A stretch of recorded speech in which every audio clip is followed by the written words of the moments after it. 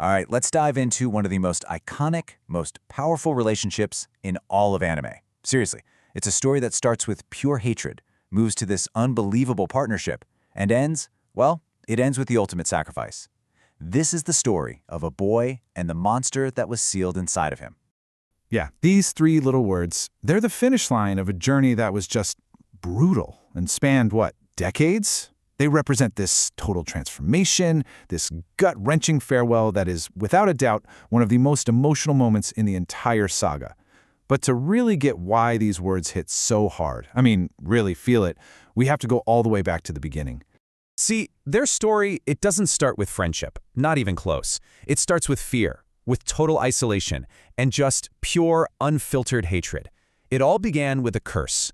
Can you imagine being a little kid and instead of seeing love in people's eyes, all you see is terror, or worse, just pure resentment? Well, that was Naruto's entire world. He wasn't just an orphan, right?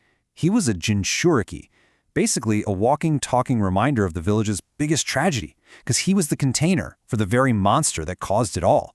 Every bit of his loneliness came from the creature living inside him. Okay, but let's flip the script for a second.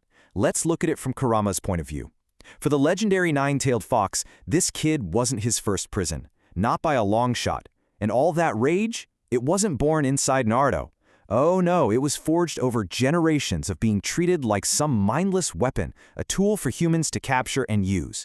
So you've got this being of almost infinite power and pride, now caged inside some loud, annoying kid. He wasn't seeing a lonely boy. He was seeing his jailer. And yeah, that was the dynamic. Just a constant, seething threat from behind the bars of that seal. Kurama wasn't a partner. He was a ticking time bomb. Just waiting for his first chance to get out and just destroy everything, starting with Naruto. So no, there was no friendship here. Just a jailer and his prisoner. That's it. So the big question is, how in the world do you get from that to a heartfelt goodbye? Well, it didn't happen overnight. It wasn't one single moment. It was this long, slow, grinding process of breaking down those walls of hatred, one really, really difficult step at a time. You can actually map it out. Their journey to becoming partners wasn't just one thing. It started with that forced connection, the seal, which was all about distrust. Then you see the first cracks in that wall of hatred during Naruto's training. He starts, kind of reluctantly, borrowing Kurama's power. Not because they're friends, but because he absolutely has to. The huge turning point, though, was the Great War. For the very first time, they weren't jailer and prisoner anymore. They were allies, fighting the same enemy.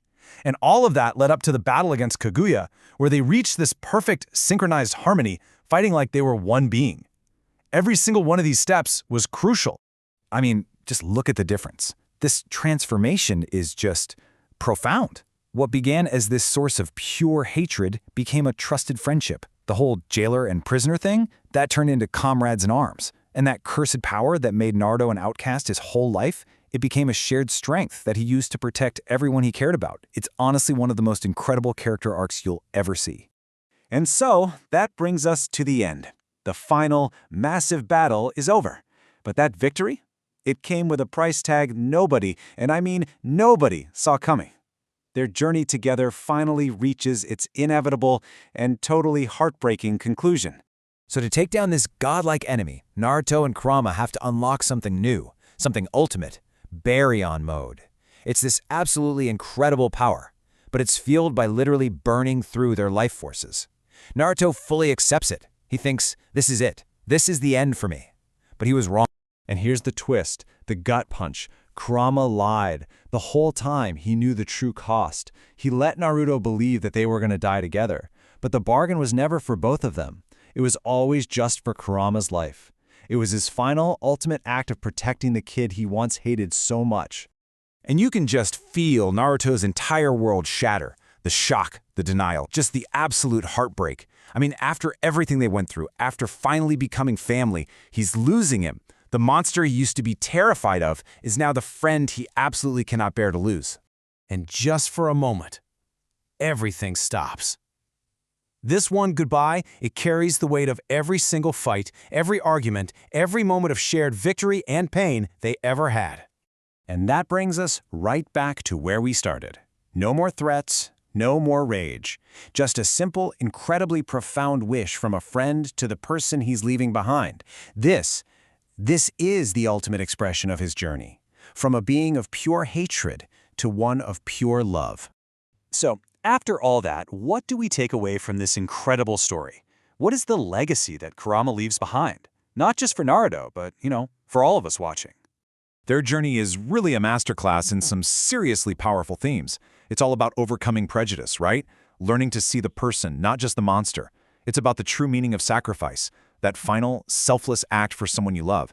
It's a story about finding family in the most unexpected places you could ever imagine. And maybe most of all, it's a testament to the incredible power of redemption. And that's really why this matters so much. It's this powerful reminder that maybe nobody is truly beyond saving, that real connection and empathy can heal even the deepest wounds. Their bond, forged in the fire of loneliness and endless battles, became one of the strongest forces in their entire world. And it just leaves you with this one fascinating question to think about. How does masterful storytelling take a creature that was introduced as a symbol of pure destruction and make its death feel like you're losing a close friend? Well, that is the power of a bond forged in fire.